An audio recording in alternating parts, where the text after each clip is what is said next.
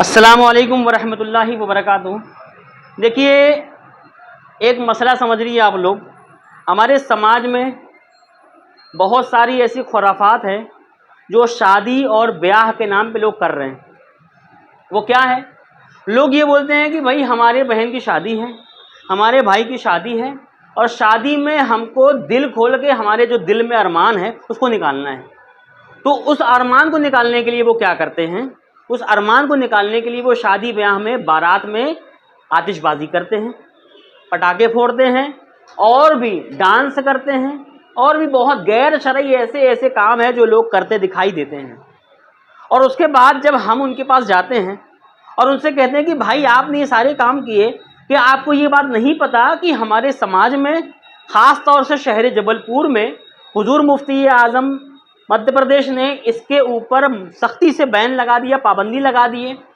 तो कहने लगे कि मेरे को तो पता ही नहीं कि ये सब बैन भी है हमारे जबलपुर में। तो मैंने कहा भैया तुम कौन सी दुनिया में हो? चलो मुफ्ती आज़म के बारे में तुमको नहीं पता, लेकिन तुमको ये तो पता है कि तुमको 1400 साल से तुम्हारे नबी पाक ने तुमको इस काम को करने के लिए मना किया है। ये बात भी नहीं पता तुमको? ये बात तो पता है ना। अगर मुफ्ती आज़म ने मान लीजिए तुमको किसी चीज़ के लिए मना नहीं किया है, तो क्या तुम शराब पियोगे? बोलोगे मुफ्ती आज़म ने हमको मना ही नहीं किया भैया। कहाँ है? बताओ बताओ बताओ, दिखा दिखाओ कहाँ मना किया। तो मुफ्ती आज़म मना करें या ना करें, लेकिन आपको शरीयत ने तो पहले ही मना कर रखा है कि आप कोई भी ऐसे काम ना करें जो गैर शरई हों। बात समझ रहे हो? तो शादी ब्याहों में आजकल ये देखा गया है कि ब्याह में मतलब जब बारात निकलती है तो बहुत सारे लोग ऐसे ऐसे काम करते हैं जिसको हमारी शरीयत ने मना किया है। पटाखे फोड़ते हैं, ठीक है, नाच गाना करते हैं। पटाखे फोड़ना फिजूल खर्ची है, फिजूल खर्ची करने वाला शैतान का भाई है। नाचना गाना ये भी शैतानी हरकतें हैं। शैतानी हरकत वही करता है जिसके अंदर शैतानी वसवसा होता है, शैतान शामिल होता है। तो हम जब सुन्नत रसूल निकाह कर रहे हैं तो निकाह के काम में हमको ये चाहिए कि हम लोग अपने आप को सुन्नत भरे कामों से भरे हुए काम करें। ऐसा काम करें जो सुन्नत से भरा हुआ काम हो। समझ रहे हैं? तो एक तो ये है कि शादी ब्याहों में लोग पटाखे फोड़ रहे हैं, तो पटाखे फोड़ना ये गैर शरई काम है, इससे लोग बाज आ जाएं। दूसरी बात, जिस दिन निकाह होता है ना, जिस दिन निकाह होता है, बारात वलीमा होता है, उस दिन लोग क्या करते हैं? उस दिन लोग खड़े होकर के खाना खाने का एहतमाम करते हैं। लगा दिया, ट्रे लगा दी, सब कुछ लगा दिया, खाना रख दिया। अब लोग आ रहे हैं, अपने हाथ से उठा रहे हैं, लेकर के आ रहे हैं, खड़े होकर खाना खा रहे हैं। खाना गिर रहा है, खाने की बेहुरमती हो रही है। नबी पाक ने खाने से मना किया, नबी पाक ने खड़े होकर के पीने से मना किया। आप खड़े होकर खा रहे हो, खड़े होकर पी रहे हो। भैया आपको खाना है ना, सुन्नत तरीके से बैठ के खा लो। तो दो काम खास तौर से, बैठ के खाना, बैठ के पीना। दूसरा, शादी ब्याहों में खुराफात से बचना। इस बात को बताने के लिए जब हम किसी के पास जाते हैं ना, तो लोग हमको क्या बोलते हैं कि भाई हमको तो पता ही नहीं था कि सारे काम हमारे जबलपुर में बंद हैं। भैया बंद हैं नहीं हैं, इससे आपको लेना देना नहीं है, लेकिन शरीयत ने इस काम को 1400 साल पहले से बंद कर रखा है। आपको इससे बचना चाहिए, ठीक है। अच्छा, लोग क्या करते हैं? लोग जो हैं तो अपने घर परिवार में सारे काम कर लेते हैं, औलाद होती है। जब ये काम किया जाता है बुरा काम, तो शैतान तो शामिल है ना उसमें। जब शैतान उसमें शामिल है बुरे काम में, तो बताइए निकाह में भी शैतान शामिल है। और जब शैतान शामिल हो गया तो बताइए बरकत कहाँ से आएगी? और जब बरकत नहीं आएगी तो 1 साल 1.5 साल के बाद जब बच्चा होता है, बेटा होता है, तो वही माँ बाप जो शादी के वक्त भर भर के खुराफात किए होते हैं, अब यही माँ बाप हाफिज जी के पीछे पीछे भागती है। हाफिज जी, हाफिज जी, हाफिज जी। क्या हो गया? हाफिज जी मेरा लड़का जो है वो बिल्कुल भी मेरी बात नहीं मानता, बहुत बदमाश है, बहुत उधम करता है, ऐसा लगता है कि वो दिन भर सामान तोड़ता फोड़ता रहता है, जैसे उसके हाथ में बरकत ही नहीं है। फिर जब यही लड़का थोड़ा सा बड़ा होता है, आबिद जी बहुत परेशान करता है, कहीं इनको गाली बकेगा, कहीं उनको गाली बकेगा, कहीं इनको मारेगा, कहीं उनको मारेगा, कहीं इनको कुछ करेगा, कहीं उनको कुछ करेगा। हमेशा मोहल्ले के लोगों से परेशान रहते हैं उससे। तो ऐसी औलाद तभी निकलती है जब माँ बाप की शादी में तमाम खुराफात हुए होते हैं। अगर आपको ये चाहिए कि आप अपने बच्चों को सही तरबियत देना चाहो, इस्लामी माहौल देना चाहो, तो आप अपने बच्चों को अभी से गैर शरई कामों की तरफ होने से रोको। गैर शरई काम अपने बच्चों को मना करो करने के लिए।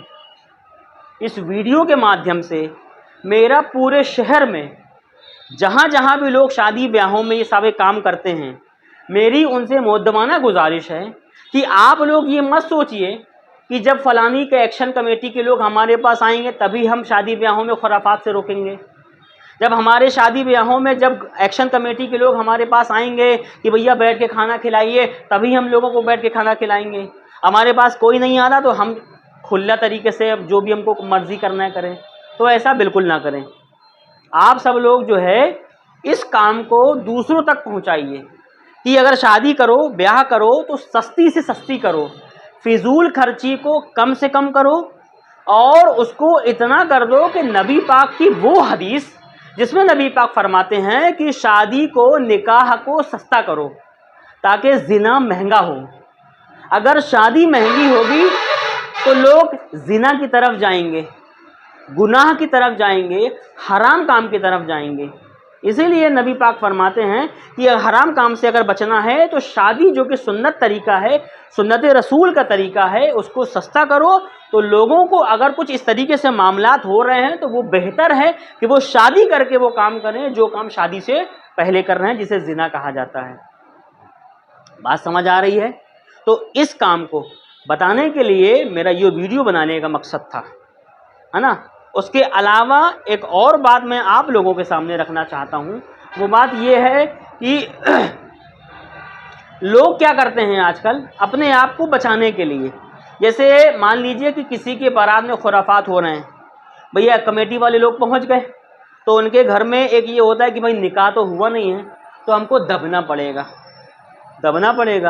तो वो ये सोचते हैं कि यार हमको अरमान तो अपने दिल का निकालना है तो हम दबना भी नहीं चाहते हैं। तो वो क्या करते हैं, वो दिन में असर में निकाह कर लेते हैं मस्जिद के अंदर सुन्नत तरीके से, और फिर जितने उनके दिल के अंदर अरमान है, भड़ास है, वो रात को नाटक करने के लिए, निकाह नहीं, निकाह तो असर में हो चुका है, नाटक करने के लिए वो अपने घर से बारात को निकालते हैं, नौटंकी करते हैं, रात भर रास्ते भर में सारे खुराफात काम करते हुए आते हैं, जिस काम से बचने के लिए उन्होंने दिन में निकाह कर लिया था। समझ रहे हो कि अगर निकाह नहीं हुआ होगा तो कमेटी वाले आएंगे, मना करेंगे, हमको मानना पड़ेगा। इससे बेहतर यह है कि निकाह असर में कर लो और रात में अपन लोग दिल के पूरे अरमान को निकाल देंगे।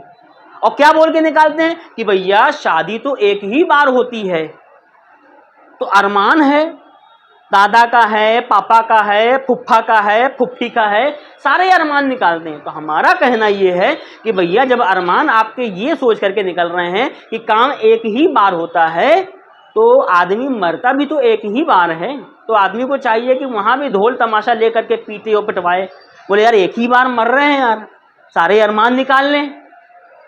शादी तो फिर भी आदमी को दूसरा मौका मिल जाएगा, तीसरा मौका मिल जाएगा, चौथा मौका मिल जाएगा। आप निकालिए ना, कितना अरमान निकालना है।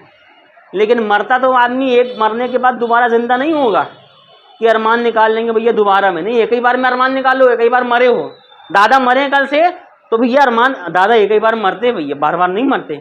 इसलिए पूरे आतिशबाजी, ढोल धमाका सब निकालो, सब बजाओ, सब करो, फिर बोलना कि अरमान तो हम निकाल दिए इसलिए कि भैया काम एक ही बार हुआ है। बात समझ आ रही है? कहने का मतलब क्या है मेरे? कुछ लोग इस तरीके के हैं कि उनको शरीयत से कोई मतलब नहीं है।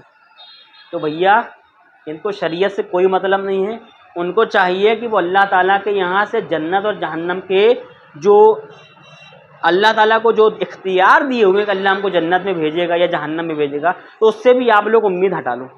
तो जब शरीयत अमल ही नहीं करना है तो काहे के लिए आपके लिए जन्नत, काहे के लिए आपकी जहन्नम? जन्नत और जहन्नम उसके लिए है जो शरीयत को मानता है। जब आपको शरीयत ही नहीं मानना तो जन्नत जहन्नम से भी आपको मतलब नहीं होना चाहिए। समझ रहे हो? तो ये सारे काम आप लोगों को दूसरों को बताना है, अपने घर से अमल करना है, अपने घर से अमल करने के बाद दूसरों को बताना है। इन तमाम काम से लोगों को रोकना है, खुद भी रुकना है। ठीक है? अगर किसी गलत काम को आपको देखते हो तो गलत काम को देखने के बाद उसको सख्ती से रोकना है। ये हमारे ऊपर फ़र्ज़ है, हमारे ऊपर लाजिम है कि हम किसी गलत काम को देखें तो उसको रोकें। कुरान शरीफ का हुक्म है, कुरान शरीफ का हुक्म है। तो हमको हुक्म को मानने का 3 तरीके का, एक तरीका ये है कि अगर आपको लोगों को गलत काम से रोकना है तो अपनी पूरी ताकत से रोको, ये सबसे पहला दर्जा है। अगर आप इस दर्जे को इस्तेमाल करते हो तो आपको पूरा का पूरा सवाब मिलेगा। लेकिन अगर आप ये सोचते हो कि नहीं हम पूरा नहीं कर पाएंगे, हम सख्ती से नहीं रोक पाएंगे, तब शरीयत ने आपको दूसरा लेवल दिया है, दूसरा दर्जा दिया है कि आप ज़बान से रोको। इससे ज़बान से रोकोगे तो आपको थोड़ा कम सवाब मिलेगा, लेकिन अल्लाह ताला के आपकी गिरफ्त नहीं होगी। अगर आपके अंदर इतना भी नहीं कि ज़बान से रोक सकें, तब आपको ये अधिकार मिला है कि आप वहाँ से गलत जान करके हट जाइए। ये तीसरा दर्जा है। अगर आप ये भी कर लेते हो तब भी अल्लाह ताला के यहाँ जवाब देने से आप बरी हो गए, लेकिन आपको सवाब कम मिलेगा। तो लोग क्या करते हैं, लोग इस दर्जे पे भी अमल नहीं करते हैं और सामने हो रहे खुराफात को वो देखते हैं और देखने के बाद कुछ मना नहीं करते। इसका मतलब ये है कि जो मना ना करे वहाँ से जाए भी ना। इसका मतलब ये है कि वो बंदा इस काम में बराबर से शामिल है, जितना करने वाला गुनहगार है उतना ही देखने वाला और वहाँ पे शामिल होने वाला गुनहगार है। तो आप सभी लोगों से मेरी बहुत मना गुजारिश है कि आप सभी लोग जब भी इस तरीके से काम को देखो तो खुद भी रोको, दूसरों को भी रोको। अगर नहीं रोक पा रहे हो तो बेहतर यह है कि वहाँ से उस बारात का बाइकआउट करके हट जाइए। ठीक है, इंशाल्लाह ये मेरे मैसेज को आप दूसरे लोगों तक पहुंचाइए। खुराफात से बचिए, अपने बच्चों को नेक बनाइए, अल्लाह ताला के शरीयत, अल्लाह ताला के नबी की शरीयत पे अमल करिए और दूसरों को करने के लिए आप जब करेंगे तो दूसरे खुद देख के उस पर अमल करेंगे। ठीक है, इस तरीके से अल्लाह ताला आपसे राज़ी होगा, अल्लाह के रसूल आपसे राज़ी होंगे। अगर अल्लाह और उसके रसूल आपसे राज़ी हो गए तो फिर इंशाअल्लाह अल्लाह ताला के यहाँ जब आप मर के जाएंगे तो वहाँ पे अल्लाह ताला आपको बेहतरीन जज़ा अता फरमाएगा। ठीक है।